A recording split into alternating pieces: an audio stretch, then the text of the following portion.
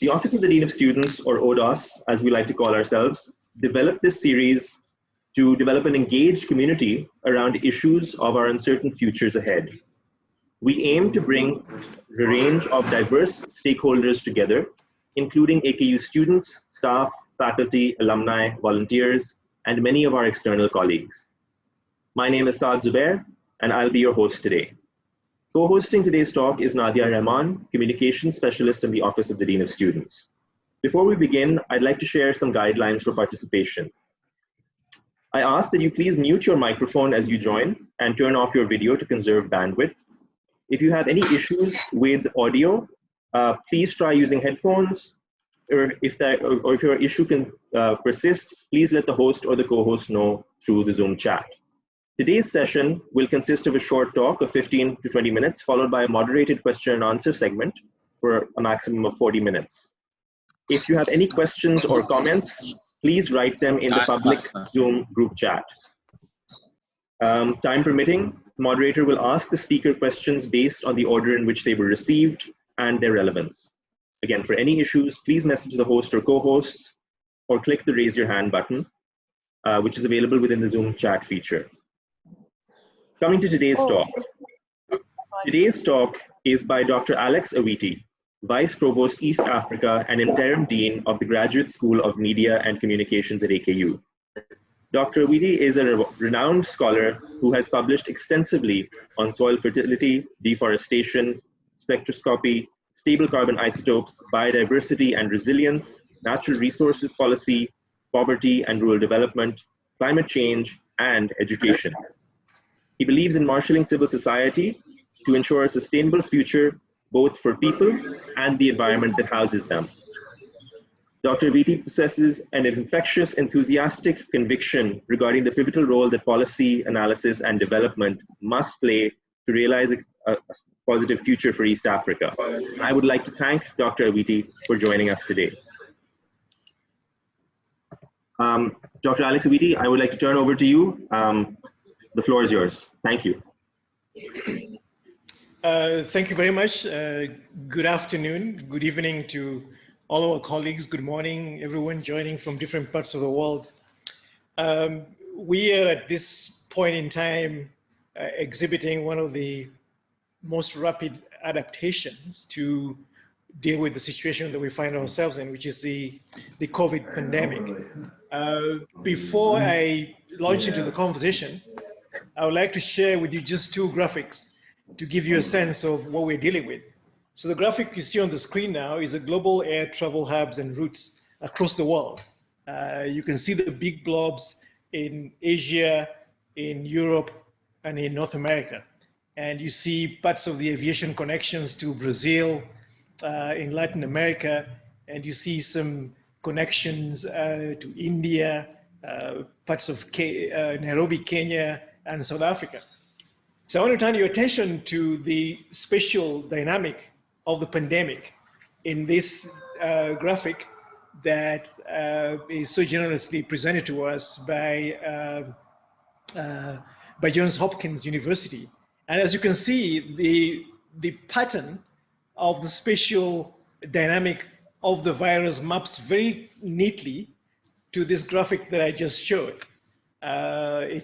This virus has its origins in China, and you see the aviation routes that link into Asia, that link back into Europe, through Istanbul, through Europe, Spain, Italy, all the way to North America, through New York, the East Coast and the West Coast of the United States, into places like Quebec, Montreal, into Toronto, and into Brazil in Latin America. So this is really phenomenal. If you just look at how the world is stitched together by aviation, and you now see the COVID pandemic is a creature of the digital and technological advancement that we've seen in the world. So let me make a few remarks and then go into the heart of the discussion. How do we turn adversity into opportunity, and what can we do? And what are some of the opportunities that are opening today? So the coronavirus, if you wish, has changed the world. work, travel, leisure, shopping, and education will be different from what we've assumed for many years as normal, and as recent as just a couple of months ago. We now see working from home, online shopping, home deliveries, and online distance learning will be new norms in a post-coronavirus pandemic. And even as we launch into the pandemic with lockdown in different phases in different countries, we're seeing how life is changing and revolving around avoidance of face-to-face kinds of encounters to more social distancing, more interactions that are mediated by technology. So we've seen various dimensions of lockdown across the world. We didn't think this was going to come to worlds around us, but it has certainly come. And we should get ready in many ways for more aggressive authorities as they try to keep people in spaces where they don't pose a risk to other communities and other people around themselves. We've seen this instituted in South Korea. We've seen China very aggressively using very high precision surveillance, using mobile phones and using other mobile phone applications to even create what we call a green, red, or orange for you to leave your apartment. If you're green, you can leave. If you're orange, you're going to wait a little longer.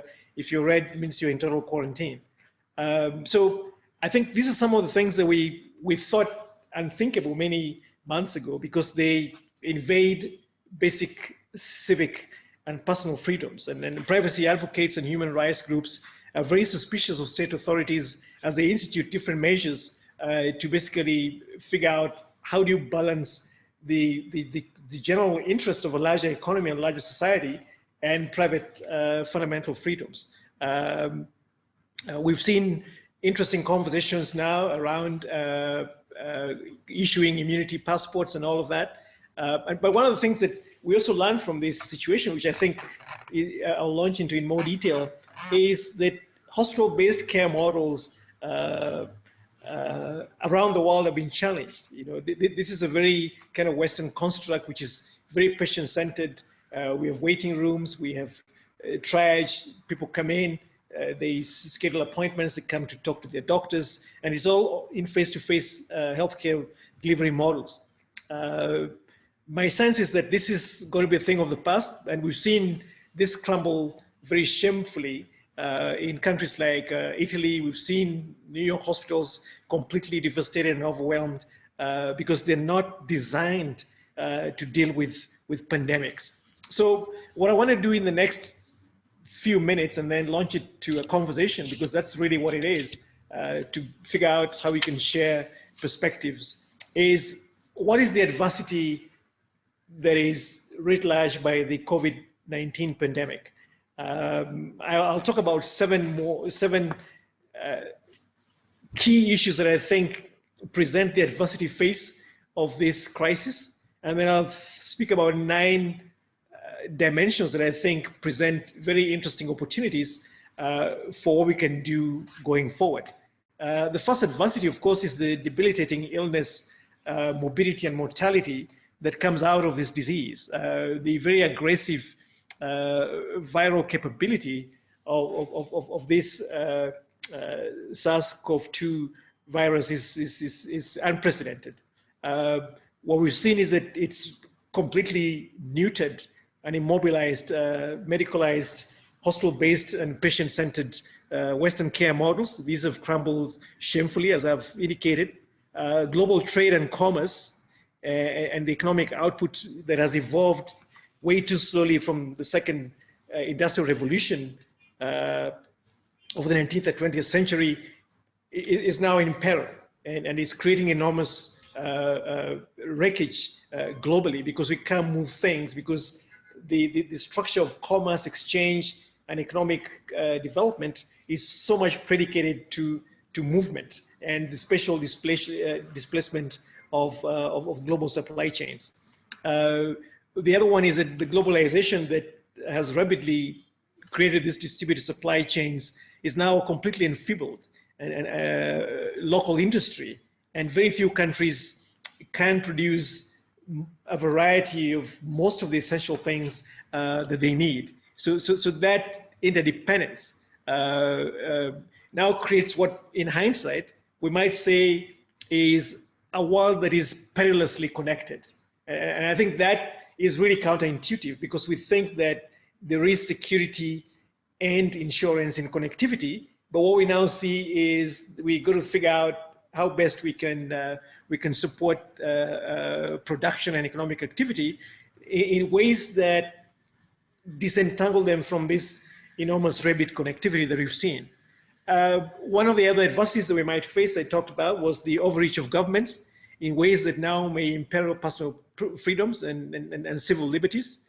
We've seen this intrusive surveillance, and I think we're going to just see more of it as countries get more aggressive in trying to reopen economies. And that's now the struggle. How do you balance neatly between health and economic demands to keep populations connected to supply sources, to jobs and economic opportunity that obtains in the outdoor?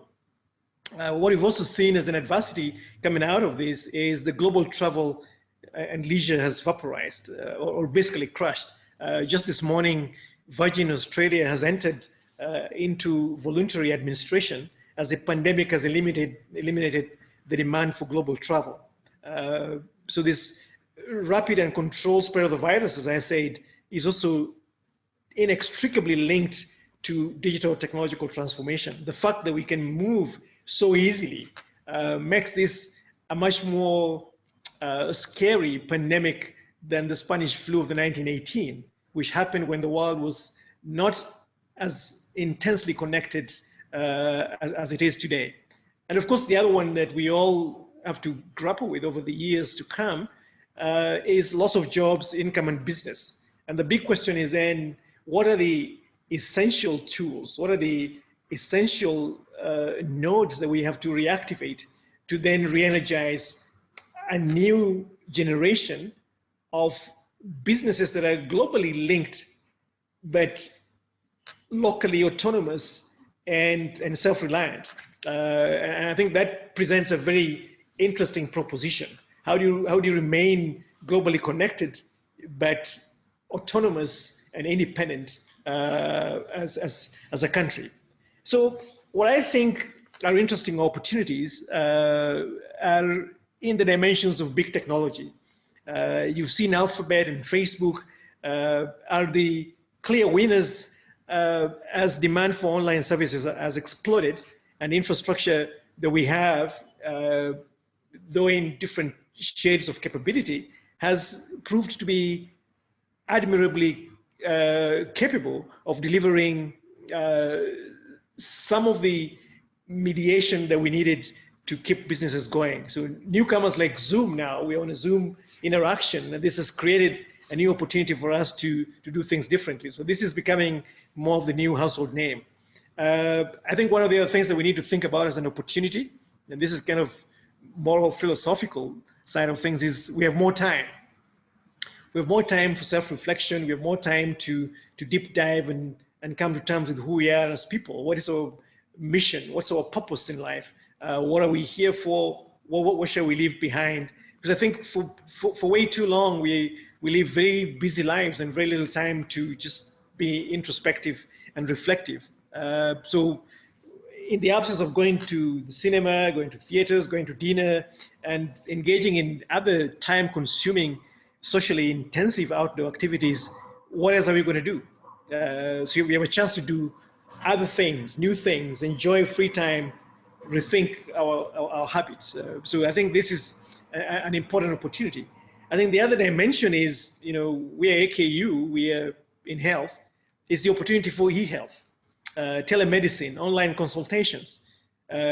New jobs might be created that we didn't even know a few weeks ago. Digital medical assistants. I'm sure we'll see new ads coming out of AKU talking about digital medical assistants. Who do these people need to be? How differently would they be trained? How do we re-engineer our curriculum to be able to create these kinds of people?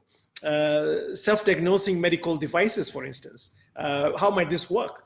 How do we teach our operations and organizations in an e-health environment to be able to deliver the quality of care that we so cherish? Working from home.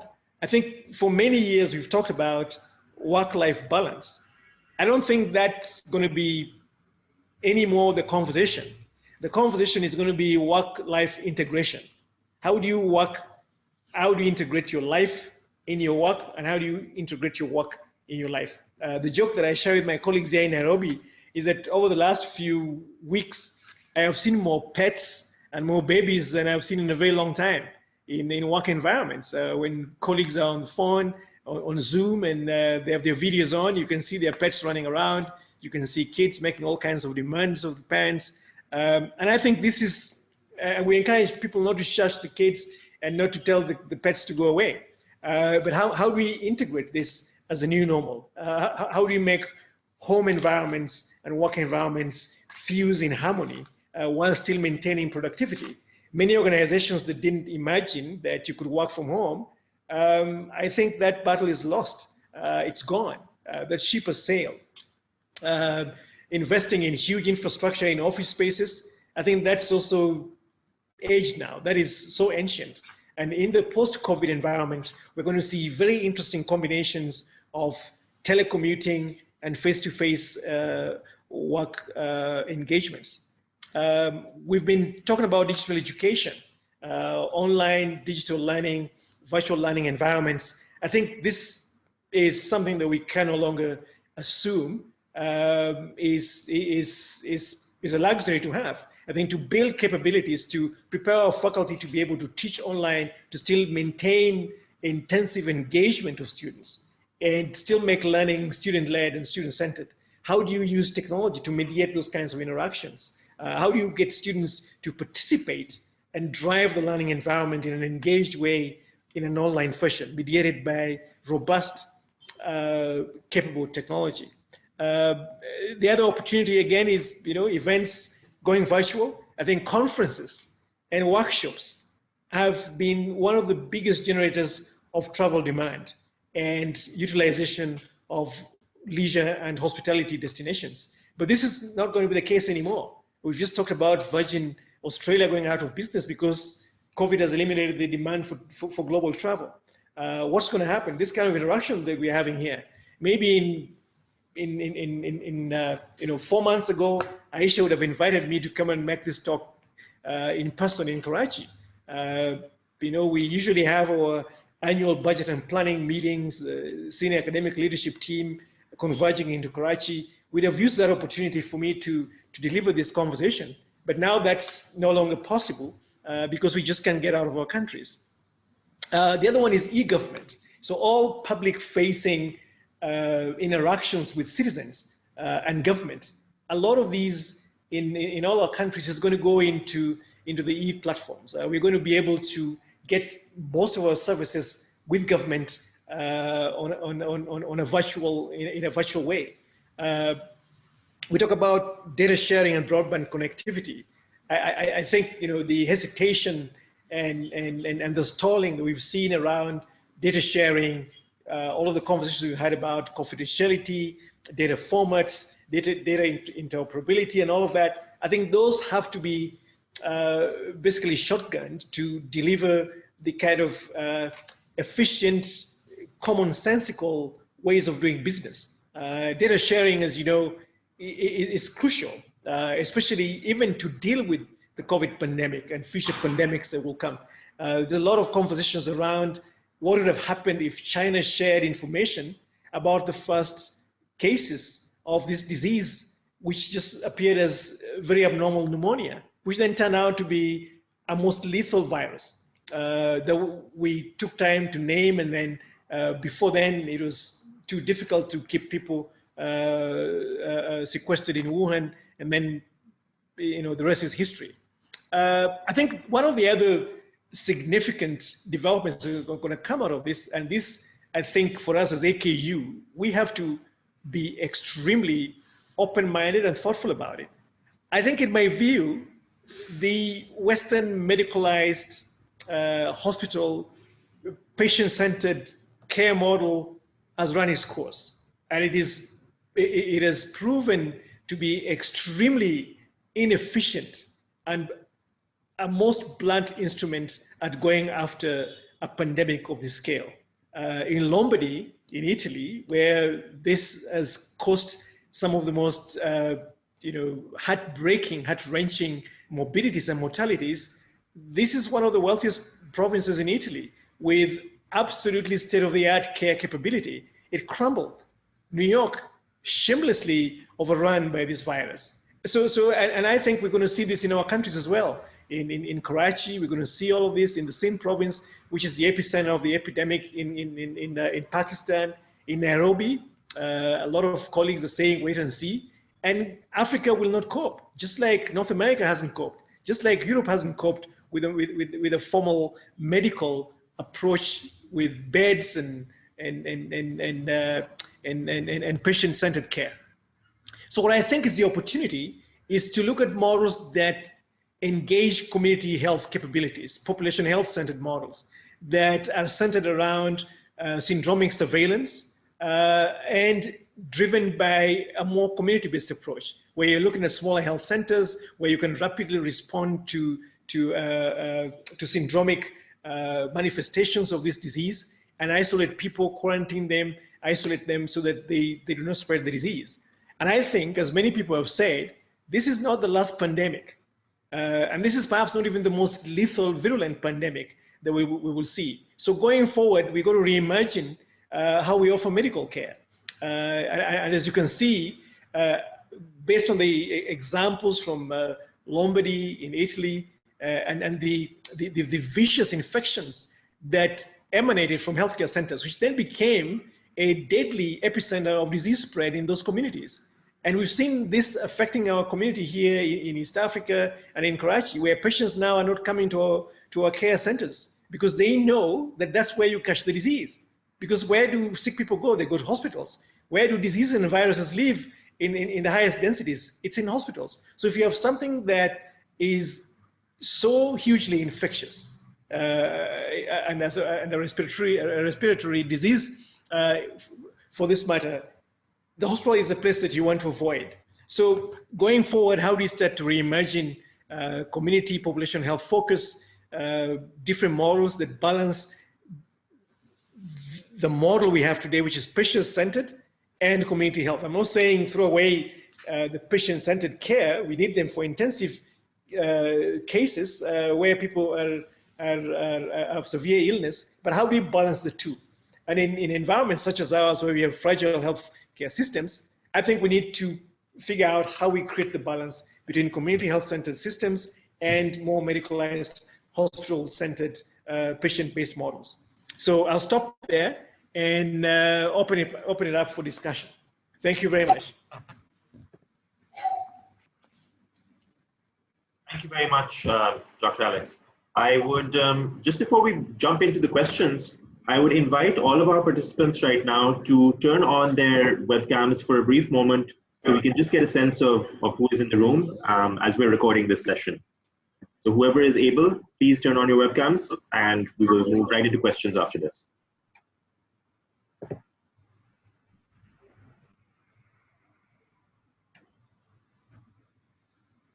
Very nice to see you all. Please do keep sending your questions in. We've got about 6 questions right now, and we should have until the end of the hour to continue with questions. Great. If everybody can now turn their webcams off, we'll move ahead. Right. So, Dr. Awiti, our first question is, we find ourselves in the thick of COVID-19. What will happen if we do find a vaccine soon enough? Will the current shock remain, or will we forget about this phase of history?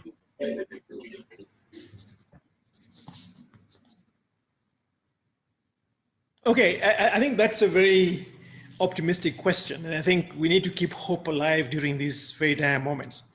I think if you find a vaccine, well, some of the conversations around drug development project that we may find a vaccine 12 to 18 months from now.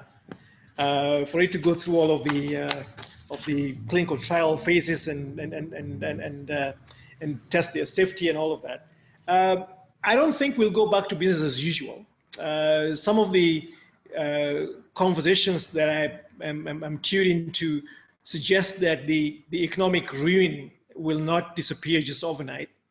Some of the measures around containment and travel restrictions will continue. Just the other day, the United States announced that it is suspending immigration. They're not admitting any new immigrants into the United States, and this is going to continue for a while. So this is some of the more permanent measures that we're seeing. I think we've seen in the United Kingdom, in the Netherlands, in parts of Europe, and in North America, they're talking about immunity passports. So I think before the vaccine kicks in and you inoculate an entire population, it's not going to be business as usual. So I guess it will be like a yellow fever where you have to get your yellow fever certificate. So people have to show up and get inoculated, and then they're fit to travel. But before that, supply chains will take a while before they're reinstated. And I think in many ways, it will be very difficult to get business to business as usual. So to be on the optimistic side, yes, there is hope. We're talking about many interventions. The global international community of epidemiologists, infectious disease experts are not going to sleep. They're working very hard at these issues. But it is very difficult to see how the world resets back to what we used to see before December of 2019. Thank you. Our next question is from Amna Hirani, and she asks, how will fear of the unknown or perceived fear of the unknown play out post-COVID? What do you believe the impacts will be? So it's exactly some of the points that I touched, that the fear of the unknown, for instance, a very good example is the Olympics in Japan. And what the Japanese are saying is that, look, we can contain the disease in some parts of the world. Like, for instance, if, Europe, for instance, North America can control the disease, and maybe South Africa as an example. What the Japanese are saying that, yes, we can go ahead with the Olympics, but we will still have travel bans and travel restrictions from some countries that will still not be in the clear in terms of how best we can trust their capacity to have eliminated the disease in their territories. So the fear of the unknown will still remain. And I think what we're going to see is a heightened fear of another viral epidemic. And, we've seen xenophobia at its peak. Before that, President Trump has been talking about the Chinese virus. He's been talking about this invisible enemy that has been thrown into the world. People are talking about, biomedical, bio warfare. So the fear of the unknown is going to prevail. And I think the fear of the unknown has also seen a constriction of global economic activity, just because people don't know what's waiting around the corner in the dark shadows. Everybody's going to contract, everybody's going to restrain, and everybody's going to try and play safe.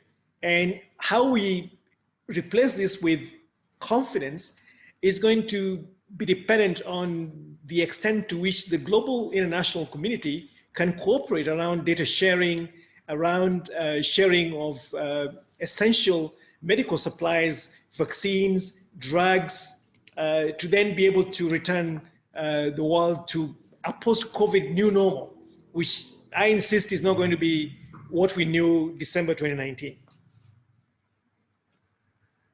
Thank you. Our next question is from Mohammed Bhanji.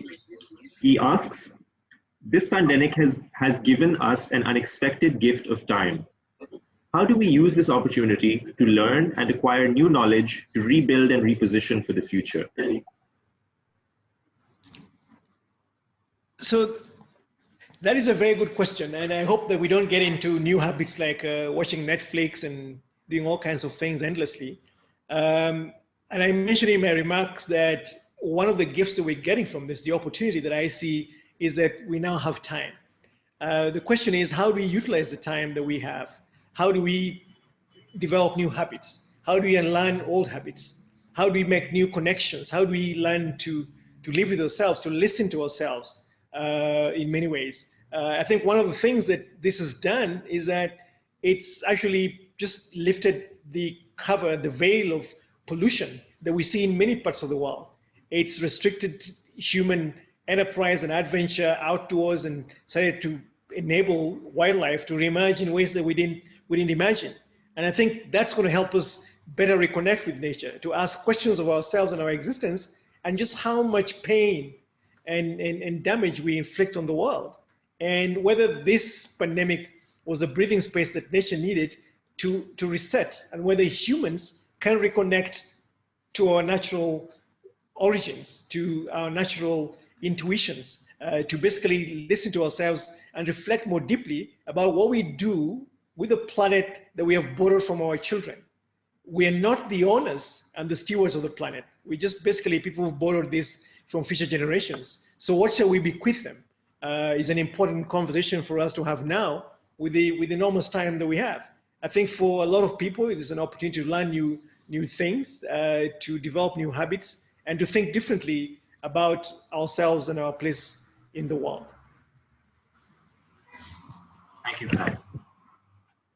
Our third question is from Joyce, and she asks, as stated, post-COVID through technology, it is very likely that a lot of learning will migrate to e-learning. Can we still make a case for the traditional classroom and in-person, face-to-face interaction of faculty and students? Or should we do away with this altogether? So I think that's an important dilemma that the aficionados of education must grapple with. I think one of the things that we have to think about is how would the world move seamlessly from a face-to-face classroom-based model of delivery of education that has been here since we invented modern education. And a lot of the processes that we give so much merit in education depend on face-to-face learning. For instance, we are a predominantly health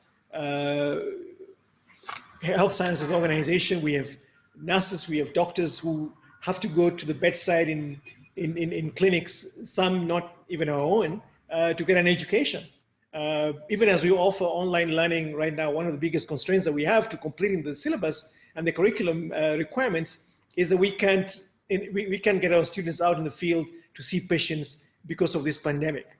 So I think the question is going to be, what is the right balance that we can have between face-to-face and online learning? And what would face-to-face be? Would face-to-face still require the teacher, or can face-to-face be delivered in the community? And what would be the role of other education providers? For instance, I give a hypothetical example. Imagine a child in the informal settlement areas in Karachi or in Nairobi, and you're trying to teach them something about community service. What is the opportunity for them to go out in the community to do something guided by the elders in the community who will teach them not just about community service, but their culture, the values and the value structure of those societies? And then how do they bring this learning in the community that is face-to-face with other instructional people to then animate education in the online part of the discussion with their teachers, to make this a more case-based, problem-based learning, where a lot of learning also happens in the community, in the environment of the child. Now, the trick is how to design such a curriculum, but also it challenges what we think about standardized test scores, standardized curriculum, standardized examinations, and when you contextualize education to a point where you want to create substantive capability and literacy and learning that is rooted in the context of the child. How is that transferable to other contexts, and how do you then compare students? So again, even assessment has to change if that's the model that we're going to go to. And my prediction is that that's really where education ought to go.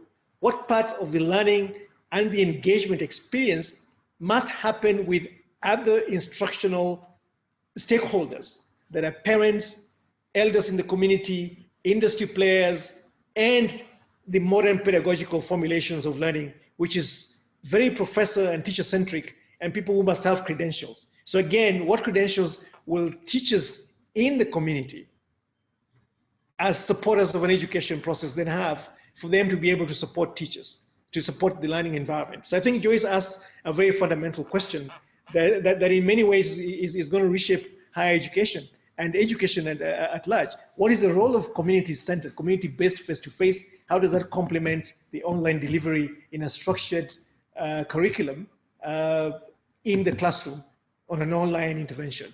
And how much of that will we also need in a modular approach to bring students from time to time in a face-to-face model? And then again, the question then is, what does the student then pay for when it comes to the education? Will some tuition money then go to the community people?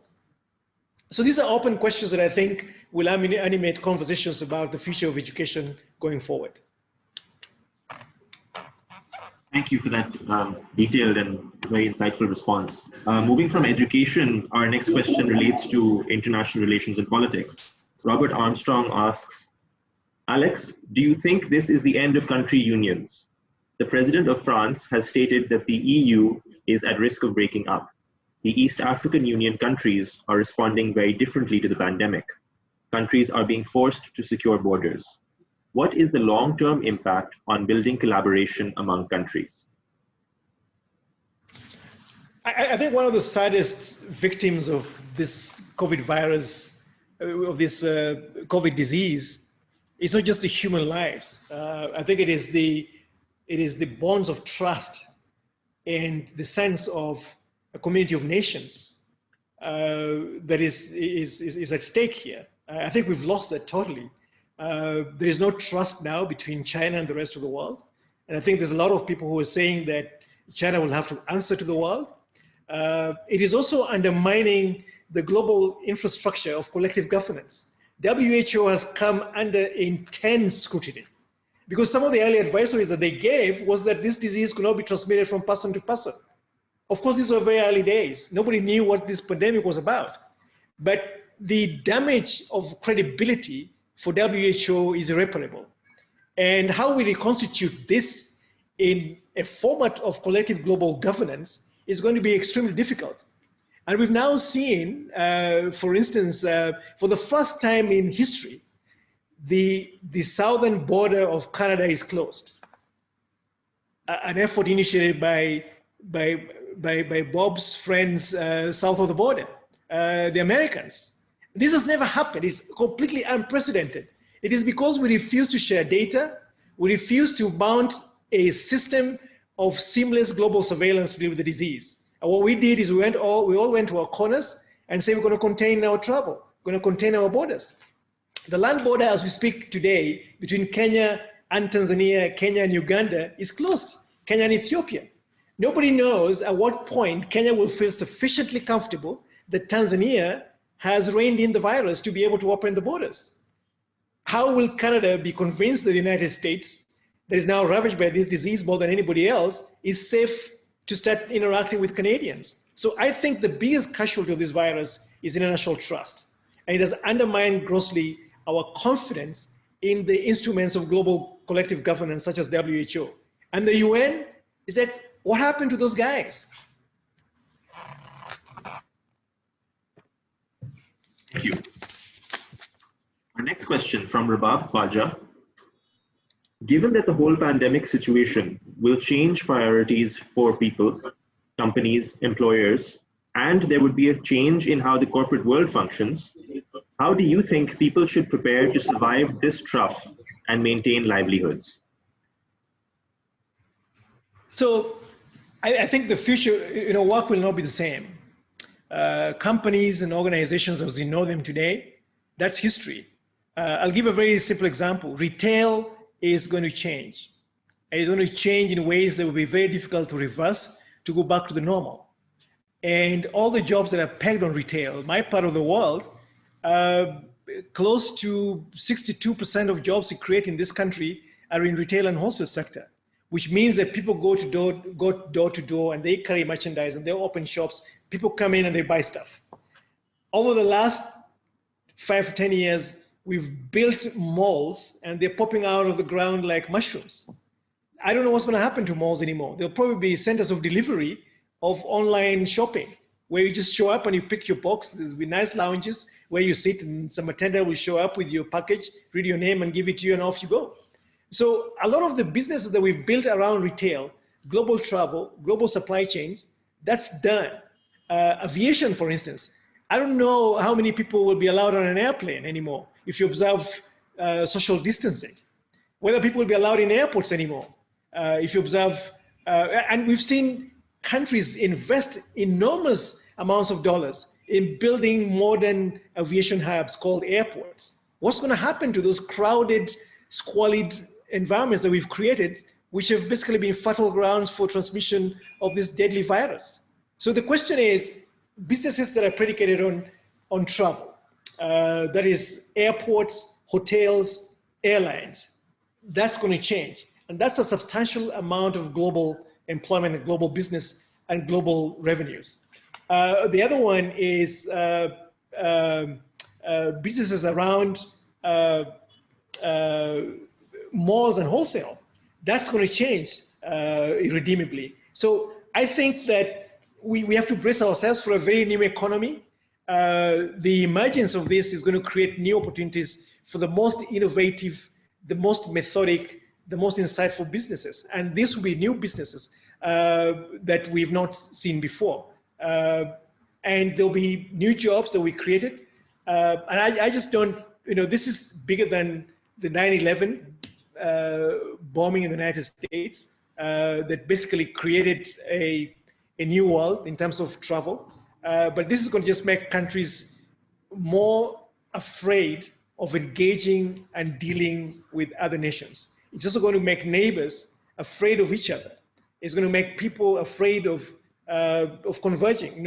Music, large theaters, large festivals, and all these big outdoor activities. Tourism is just going to collapse. So I don't know how we're going to reemerge out of it, but I think that many people were thinking about this and trying to reimagine these futures, reimagine new jobs. And I think even in this time when we're, the other question was about what do we do with time, is trying to figure out how we can learn new skills to be able to function in a new economy, in a post-COVID economy, which I think will be the normal economy. I'm not sure that we can go back the way the world went back to its old habits after the Spanish flu. There's going to be a lot of change, and I think there's going to be heightened fear of the next pandemic. Thank you. We have about 12 minutes left in our talk, so we may have time for 2 to 3 more questions.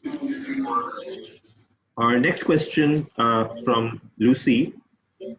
Is this an opportunity for our country or countries to rethink urban planning in order to contain future pandemics, especially looking at how our informal settlements are set up? So I think the larger question is to really rethink urbanization. I won't even go into the informal settlements because I think the implication is because these are crowded. But think about where this virus has been most successful. Wuhan, which is a manufacturing central for China. Look at London. Look at New York. Look at Lombardy. Look at Milan in Italy. Look at Madrid in Spain. And I was talking to a colleague from Portugal, and they say that this virus is most successful in the northern parts of Portugal, which is the industrial complex of Portugal. So there's a big link between this virus and its spread with pollution and how this compromises our respiratory systems just generally. So I think the larger question is how do we create more hygienic, more safe, cleaner environments just generally. Urbanization is a huge part of this, and I think the huge concentrations around urbanization and the densities that it attracts is basically being contributed to by the fact that this is the industrial revolution model, where you create huge pools of labor that are displaced from the fields into the cities, and then you create these highly dense environments. But what also happens is that the global metabolism of keeping the urban conurbations up and running also happens to spew tremendous amounts of CO2 into the atmosphere, which then compromises air quality, which then makes us more susceptible to this disease. So yes, urban planning, we need not large towns, and large cities such as New York and Madrid and Milan, for instance. We need much smaller, well-connected cities, stitched with clean energy and better transportation models that pollute our environments less. So yes, urbanization has to be rethought in many respects. Thank you. Our next question is from Irfan Haji. He asks, are people more aware now of their environment and the risks that they face and manage in their daily lives? Well, I think now people are just scared because, but there's a lot of misinformation too. So I'm not sure that of course there's awareness. I'm just worried about the basis for the information that informs the awareness. And I say this because of all the rumors that have come around how COVID spread and pangolins and all of that. You know, nobody contracts COVID by eating a pangolin. And I think these viruses that escape and spill over into humans in a zoonotic way is something that we have to be constantly aware of. And I think that's what we need to think about. Many people who've looked at Ebola, for instance, associate the eruption of Ebola in West Africa with deforestation that arose from mining and the shallow mining pits from artisanal miners in most of West Africa. And then the virus then escaped from the bats to humans. So we've seen this in many places. The swine flu, for instance, the virus jumped from swine to humans. So we need to think about our environment in important ways. One is to make sure that we can preserve all these vital resources in the environment that enable other life forms to survive. And humans decimating these biodiversity reservoirs and safeguards then predispose ourselves to this spillover viruses in a zoonotic way that then cause havoc when these viruses mutate to then thrive in humans. So the other kind of awareness that is now emerging is that people are very happy about how clean the environment is going over the last 4 months. Now the question is, if we are raring to go and reopen our economies, are we saying that what we've seen in the last 5 months is something that we just don't want anymore? We just want to go back to our polluting ways. So I think that awareness has to start moving in some kind of action and activism and active campaigns to get governments to think about how we reset a post-COVID economy. Thank you. With about 7 minutes remaining, I will ask one more question. If time permits, we may ask another, but this may be our last question for today. This comes from Luki Linnebank. She asks, how can we ensure that efforts to address climate change remain a priority for countries when they face huge economic problems as a result of the pandemic? So I think there are two things that are implicated directly and might explain the kind of situation we find ourselves in today. One is decimation of biodiversity safeguards that I've pointed out. The forests, for instance, maintaining a critical mass of wildlife that basically becomes a sink for this and permanent reservoir and a sink for these kinds of diseases. The other one is air quality. And all of these things are linked to climate change. So I think what we need to think about, and I think the conversation has to go back to the Paris Agreement. The other conversation has to go to, can we fund resilient green economies? How do you rededicate global resources to be able to support a more benign future? There's going to be a lot of sacrifices, and the cost of reconstituting the global economy on a safe trajectory and rebuilding the biodiversity reserves that we need for climate protection. Those things are going to require some very painful trade-offs. And how we wean ourselves from what we call endless growth and endless GDP expansion is going to be something that will be so painful. And I think for many many of us, especially in our parts of the world, that means that our economies have to grow a little slower.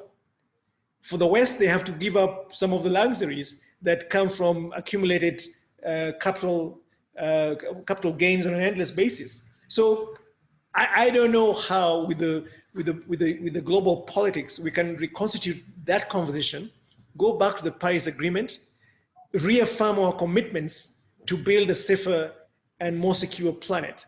Because I think global security now is not just about terrorism, it's about health security. So what is emerging as the most critical urgent security to bolster and secure is health security.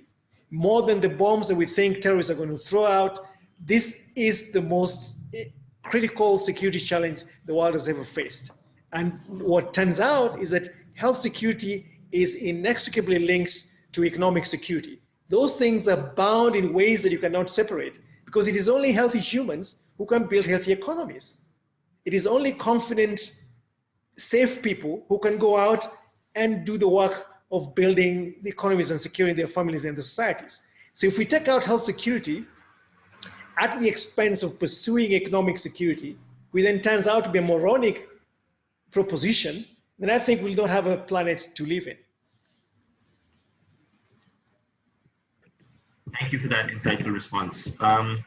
Dr. Awiti, do you think we can ask one more question? Do we have the time? Yeah, sure. Yeah, sure. Sure.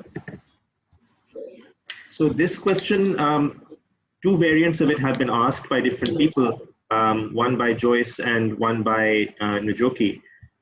So COVID-19 has exposed some of our blind spots as a society, our unpreparedness for a crisis, the inadequacy of our health systems, and even the politicization of our life. From your perspective, what are some of the aspects of our lives that must change so that we are able to handle crises in the future with more nimbleness? That's part one. What aspects of our lives must change so we can handle crises with more nimbleness? And from an institutional perspective, what areas must we work on to ensure crisis preparedness? Joyce's addition to this question was on finance strategies and diversification of income streams to prepare for crises. So that's a very loaded question. So I think the blind spots are really obvious. I think one of the things that we must understand is that even nations that, Bill Gates in 2014, was it 2014 or 2015, gave a TED talk about the next pandemic. President Obama, before he left office, talked about preparing for the next global pandemic. But I think everybody assumed that our insecurity was driven by other things. I mean, the United States is perhaps immigration and terrorism. So that was on our side. So the blind spot then was this very tiny, invisible enemy, as Trump calls it, that turns out to wreak the most severe, unprecedented havoc on the global economy and on our health. So I think the many aspects of our lives that have to change is how we relate to the natural environment. The Wuhan story will always be legendary, and I think we'll not get to the bottom of it. But what we understand is the spillover viruses are because we move too close to disrupting natural cycles in our world, and that has to change. So some of our habits are around just how we procure services that are in support of our economies. I think when it comes to institutions, how do you protect yourself from these kinds of catastrophes? I think there are no ways that you could prepare for these things, but I think what we need to think about is leadership, because I think the world has crumbled in the wake of this virus because we just don't have visionary adaptive leadership capability, leadership that thinks and understands a world that is volatile, that is uncertain, that is complex, that is ambiguous. What we're used to is a very formulaic, technocratic way of understanding the world. Now, what we've seen is that just doesn't work. The world doesn't work in those very straight lines. The world is squiggles, and the world is a maze. You hit a blind spot here and try and figure out how to navigate. So I think one of the things that institutions have to start figuring out, and this is corporate institutions and institutions of global governance, how do you prepare for leadership in a volatile, in an uncertain, in a complex and ambiguous world? How do you create that kind of visionary, adaptive capability that is able to navigate these very complex, treacherous moments when you don't have all the data? How do you make those fast decisions that are also collaborative and collegial, that also take into account that we're one stitched world together? And I think for finances, there's just no way, because these things will wipe out just about everything. We're a world that lives almost on a daily basis, like hand to mouth. Our governments collect taxes on a daily basis. They have no savings. They have more debt. So, and even ourselves as private individuals, and the lifeblood of capitalism is debt. Now, how do we change the logic of global capitalism? How do we win global capitalism from endless appetites of growth that then feeds off debt and does not think about the future? So I think there's many complicated parts in there, but I think political corporate leadership has to be more adapted to adaptive, more agile, responsive, dynamic, rather than more formulaic, technological, technocratic solutions, which is what we've seen has failed.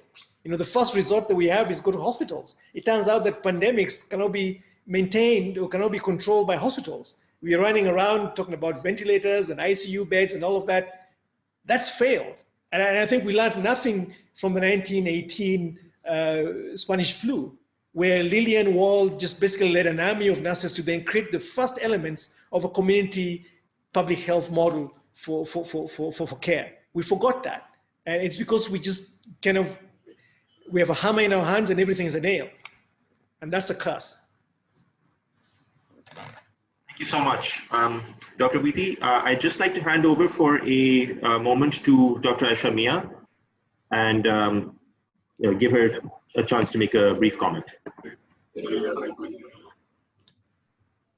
Okay, thanks. All right, thank you so much, Dr. Awiti, for joining us today. I'm sorry I had to come in a little bit late to see the medical students in another class, but I've been told that this was an absolutely fabulous, fabulous talk. Thank you for joining us. So this has been really great to hear your perspective, because one of the things that we're still struggling with is kind of continued tribal thinking. We're still sort of thinking about what is it that I can do in my own little piece, and what is it that you can do in your own little piece. How can I make sense of this in my little world? And I think more than anything, as you said, this is the time to really think larger, think bigger, think creatively. Lessons learned, I don't know, hopefully we have, and hopefully we will not do what we did after the Spanish flu. Hopefully we can go beyond. I'm optimistic. I have some hope in the sort of human intellect and the human compassion moving forward. But thank you for your time. Really appreciate it. And maybe we can just have you come back again, because I know that a lot of people have really, really enjoyed listening to you. So thank you for joining us today. Thank you very much, Aisha. Thanks for the opportunity, and always happy to speak. Thank you very much. Thank you, Dr. Alex. Thank you, everyone, for participating. Please stay tuned for our talk again next week. We will keep you posted on that. Take care. Be well. Thanks.